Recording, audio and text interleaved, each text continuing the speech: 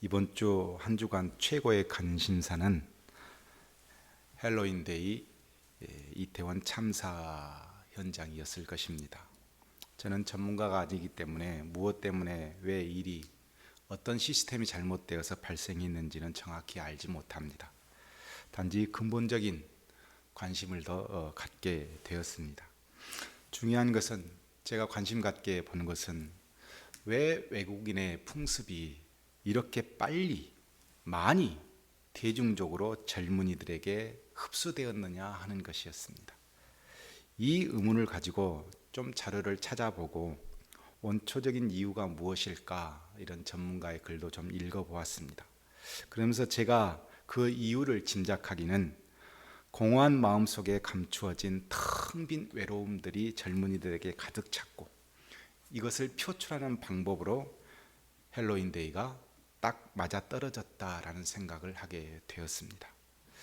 성공한 삶을 위해서 쉬지 않고 끝없이 달려왔던 우리의 젊은이들, 그 누구와도 깊이 대화를 하지 못하고 돈을 아껴가면서 혼자 싸워왔던 그 외로움들이 가득 차 있었고, 이런 외로움과 공허감이 내면 속에 깊숙이 자리 잡으면서 나도 한 번쯤은 아무도 모르게 체면과 억압으로부터 탈출하고 싶다라는 그 욕망이 바로 이태원에 집중하게 되었고, 이것을 받아준 것이 헬로윈데이였다, 이렇게 보았습니다.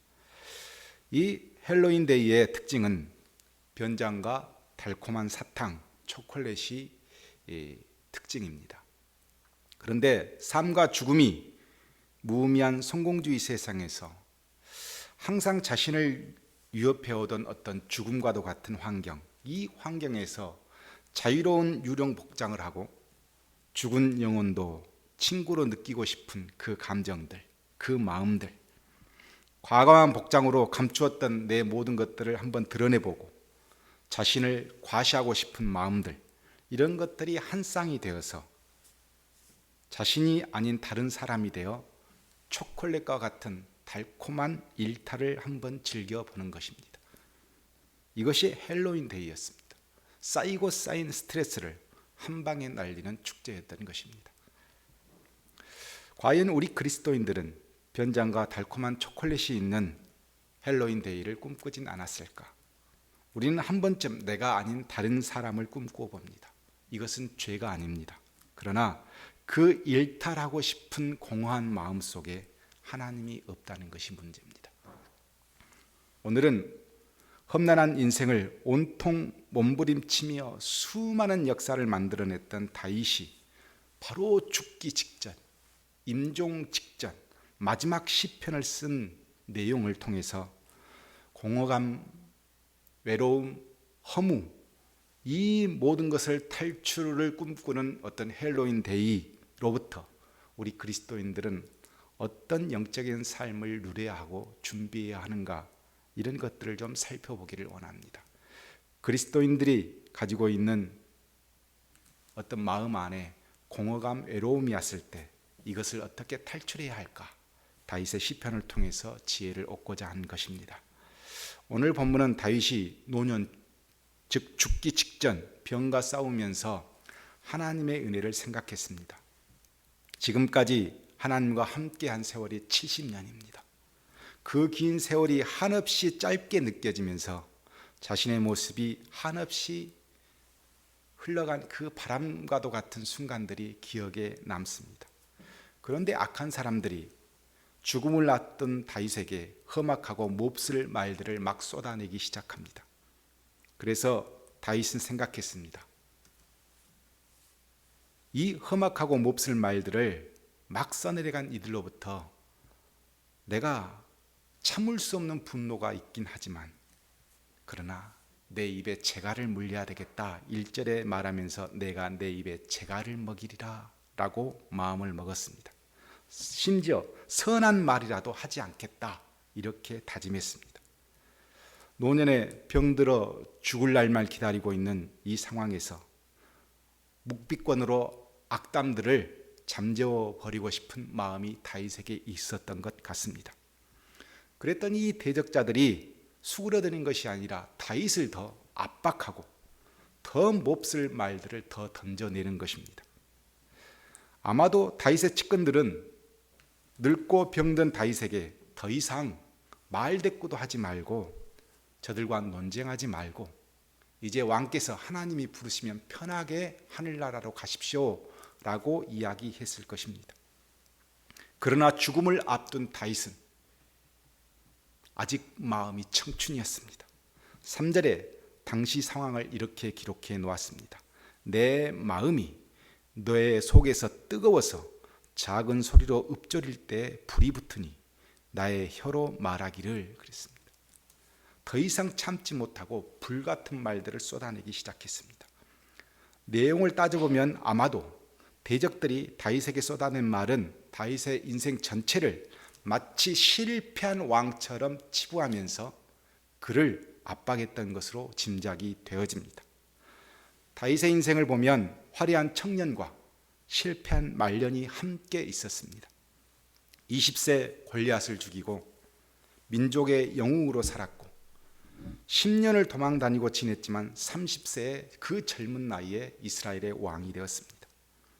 그러나 40대 말 밧세바와의 간음으로 영적 권위가 상실되어 왕국을 통치하는 데 어려움을 겪었고 60세에는 압살롬의 반란으로 엄청난 위기가 왔고 완전히 추락하는 모습이었습니다. 정권 말에 군사력을 자랑하고 싶은 욕심에 인구조사를 했다가 하나님으로부터 혹독한 징벌도 받았습니다.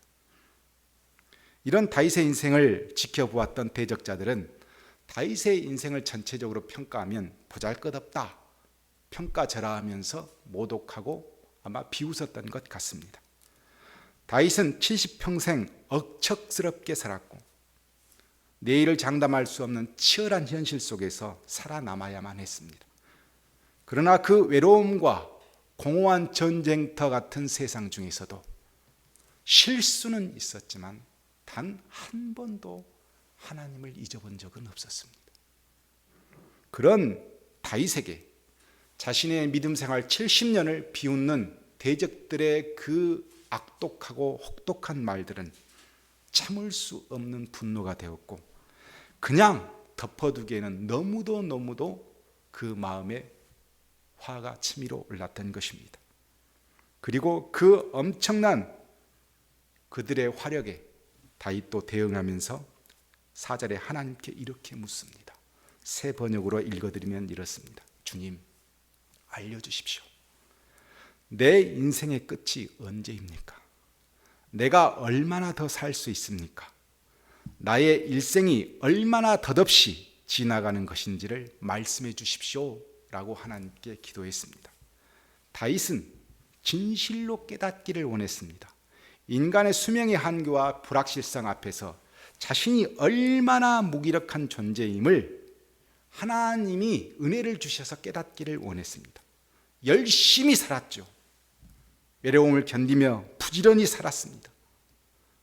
세상으로부터 인정받지 못한 이 순결함을 지키면서도 다윗은 단 한 번도 누구를 배신하거나 누구를 덧없이 죽인 적도 없었습니다. 이렇게 열심히 하나님 앞에 순결함을 지켜왔는데 이것을 증명할 수 없는 현실 안에서 다윗은 한없이 아쉬웠던 것입니다. 우리는 자신의 생명에 대해 이렇게 무게감을 잃을 때 대부분 덧없는 인생을 탓하며 허무감이나 공허함에 빠지기 십상입니다. 그래서 덧없는 인생을 다윗은 내려놓으면서 하나님께 묻는 것입니다. 나의 일생이 의미 있는 생애였습니까? 이렇게 하나님께 묻는 겁니다. 이 말을 다른 말로 해석하면 내 눈으로가 아닌 하나님의 눈으로 내 인생을 볼 수 있도록 그렇게 은혜를 주십시오. 이런 내용과 같습니다. 자신의 인생을 되새김질하는 것이 아니라 하나님의 눈으로 내 인생을 한번 보고 싶습니다. 대적들은 이렇게 비난하고 하찮았다, 보잘것없었다 말하는데 하나님이 보시는 그 눈으로 내 인생을 볼 수 있습니까? 그 은혜를 좀 저에게 주십시오. 다윗은 마지막 죽음의 문턱에서 그 기도를 드린 것입니다. 다윗의 부르짖음에 하나님은 다윗에게 자신의 인생을 볼 수 있는 은혜를 주셨습니다. 5절에 다윗이 깨달아서 이렇게 적습니다. 주께서 나에게 한 뼘 길이만큼 안 되는 나를 주셨으니.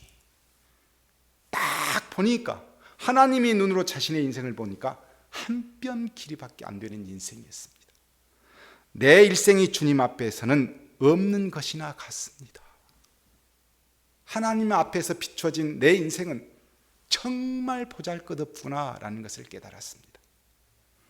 하나님이 주신 70평생의 인생을 생각해 보니 빛의 속도로 지나갔습니다. 70평생 자신의 인생을 더듬어 보니 바람처럼 스쳐가는 인생이었습니다. 자신의 손 한 뼘 길이었습니다.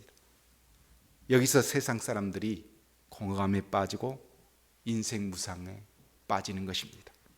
너무도 빠른 아무 의미 없는 시간이 속히 지나가고 없는 것입니다. 이때 다윗은 하나님의 눈으로 자신의 빠른 인생을 더듬으면서 세 가지를 말합니다. 5절에 보면 진실로 모든 것은 헛되고 인생의 전성기조차도 한낱 입김에 지나지 않습니다 라고 했습니다. 자신에 있어서 전성기였던 젊은 시절이 있었습니다. 이 젊은 시절도 가만히 생각해 보니 금세 사라지는, 한번 하면 없어지는 입김과도 같았다는 겁니다. 20세 때 다윗은 골리앗을 죽이고 민족의 영웅으로 살았을 때 많은 백성들이 사울은 천천히요 다윗은 만만이라 라고 하면서 다윗을 높였습니다.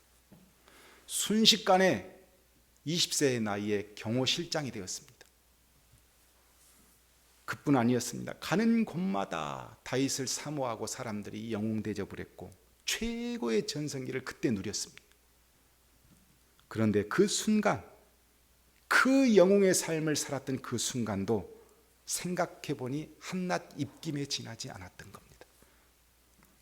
우리에게도 잘 나가던 때가 있고 좋은 시간들이 아주 많았습니다. 우리 교회도 5, 60명의 예배 드렸었던 때가 있었습니다. 얼마나 보기 좋았는지 모릅니다. 그런데 지금 생각해 보면 한낱 입김과도 같은 시간이었습니다. 하나님의 눈으로 보니 그 전성기의 시간도 한낱 입김과도 같은 시간이었던 것입니다. 6절에 진실로 각 사람은 그림자같이 다니고 헛된 일로 소란하며 라고 기록합니다. 하나님의 눈으로 자기 인생을 또 바라보니 참 요란하게 살았거든요. 그런데 마치 그림자와 같은 헛된 것이었다고 이렇게 고백할 수 없는 인생이었습니다. 사울왕의 질투로 10년간 도망자의 삶을 살면서 다윗은 블레셋에 들어가서 미친 사람처럼 행동을 하면서 버텨냈습니다. 그런가 하면 외가 조상들의 도움을 좀 받아볼까 해서 모압 땅의 왕한테 들어가서 거기서 기생하면서 어떻게 해서든지 살아남으려고 최선을 다했습니다. 아말렉과의 전투에서 대승도 거두어봤습니다. 생각해보면 다윗은 참 요란하게 산 사람이에요. 조용한 날이 하루도 없었어요. 얼마나 많은 사람의 입으로 전해지는 요란한 삶을 살았는지 모릅니다. 그런데 지금 마지막에 생각해보니 하나님의 눈으로 보니 그것도 그림자 같은 삶이었습니다. 6절 하반절에 재물을 쌓으나 누가 거둘지는 알지 못하나요. 세 번째 그렇게 이야기합니다. 재물을 열심히 늘려주었습니다. 누구를 위해서?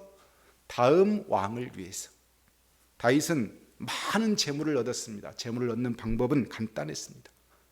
열심히 전쟁터에 나가서 승리하고 그 물자를 다 가져오고 그 나라를 속국으로 삼아서 엄청난 세금을 받아들이고 자원을 다 가지고 와서 챙겨서 그 다음 왕이 부국을 이룰 수 있도록 다윗은 준비해 놓았습니다. 그런데 이것을 하나님의 눈으로 보았더니 이 재물이 끝까지 옳은 일에 사용될지는 모를 일입니다. 우리의 젊은이들이 우리의 성도들이 여기서 무너집니다. 자신의 전성기조차 익빈과도 같이 허무한 시간이 되어질 때 놀지 않고 열심히 공부해서 수능 시험 보고 더 열심히 공부해서 좋은 대학 가고, 이것이 전성기였습니다. 대학 가면 다 끝날 줄 알았습니다. 그런데 취직 공부를 또 해야 돼요. 취직 공부해서 취직하면 다 끝날 줄 알았습니다. 진급 준비를 또 해야 돼요. 실적을 남겨야 그 회사에서 살아남을 수 있어요. 전성기조차도 입김처럼 지나가 버린 인생을 살고 있는 겁니다. 그러니 허무합니다. 요람스럽게 세상 사람들과 견주면서 얻어낸 자신의 인생이 마치 그림자와 같을 때 우리는 또 외롭습니다. 경쟁을 넘어 먹이 사슬과도 같은 이 세상에서 정말 요란스럽게 이 사람도 이겨보고 저 사람도 이기면서 살아남았는데 이게 아무 쓸데없을 때가 있거든요. 그런가 하면 먹지 못하고 쓰지도 못하고 어떻게 하면 더 나은 인생을 살 수 있을까 고민해서 비트코인 사서 투자하고, 집도 한번 구해보고 열심히 모아서 이거 구해놨더니 사회적 환경이 싹 바뀌어서 비트코인은 휴지 조각이 되고 집값은 이자 때문에 아무 쓸모없게 돼버리고, 이렇게 되니 이 젊은이들이 살아남을 수 없는 겁니다. 공허해집니다. 무너집니다. 나 혼자 이 세상에 버려진 것 같은 외로움이 밀려옵니다. 내 안에서 점차적으로 피어오르는 것입니다. 우리의 젊은이들이 이 텅 빈 가슴을 안고 있었을 때 무너졌습니다. 그런데 다윗은 이 텅 빈 가슴, 하나님의 눈으로 자신의 인생을 보니 그림자와 같고 바람과 같고 입김과도 같았던 이 인생을 그냥 송두리째 가슴에 묻지 않았습니다. 오늘 7절에 보면 다윗은 이렇게 선포합니다. 주여, 이제 내가 무엇을 바라리요? 아무 쓸데없는 인생을 살았거든요. 그래서 오직 하나, 나의 소망은 주께 있나이다 그랬습니다. 밀려오는 공허함, 외로움, 이 모든 것을 다 주께 바칩니다. 요란스러웠던 인생, 전성기스러웠던 인생, 후계를 위해서 열심히 모았던 재물까지도 다 버리고 나니 이제 오직 하나님께 소망이 남아있는 것입니다. 8절에 이렇게 기도합니다. 나의 모든 죄에서 건지시며 우매한 자에게서 욕을 당하지 아니하게 하소서. 이 말은 무슨 말이냐면 분노의 하나님이 아닌 은혜의 하나님을 자기가 더 사모하고 그리워한다는 의미입니다. 더 이상 대적자들의 놀이개로 살고 싶지 않습니다. 이젠 내 인생의 모든 것을 보았으니, 하나님의 눈으로 보았으니 회개하고 하나님의 긍휼을 구하고, 이제 여기서 포기하기보다는 하나님의 긍휼을 통해 다시 소망하기를 원하는 마음에서 내려진 기도입니다. 12절에 다윗의 절정의 신앙을 볼 수 있는 고백이 있습니다. 여호와여, 나의 기도를 들으시며 나의 부르짖음에 귀를 기울이소서. 내가 눈물을 흘릴 때 잠잠하지 마옵소서. 나는 주와 함께 있는 나그네이며 나의 모든 조상들처럼 떠도나이다 그랬습니다. 하나님 앞에서 자랑할 것 없는 자신의 인생에 마지막 긍휼 주시기를 소망하면서, 나도 우리 조상 아브라함과 이삭과 야곱처럼 나그네 인생인데 이제 이 모든 인생 가운데 하나님이 함께하여 주시기를 원합니다. 저는 다 살았습니다. 마지막 하나님의 긍휼을 주셔서 내가 원하는 것은 하나님 주신 그 소망을 마지막 붙들다가 죽는 것이 내 소망입니다. 이렇게 영적 간절함을 보이는 것입니다. 그리고 13절 마지막, 이제 최후의 한마디를 남깁니다. 내가 떠나기 전에, 죽기 전에, 내 인생 모든 것을 마감하기 전에 나의 건강을 회복하소서. 자신의 마지막 순간 영적 건강을 잊고 이제 고통과 슬픔의 메아리에서 감사와 은혜가 충만한 회복을 기대하며 기도하는 것입니다.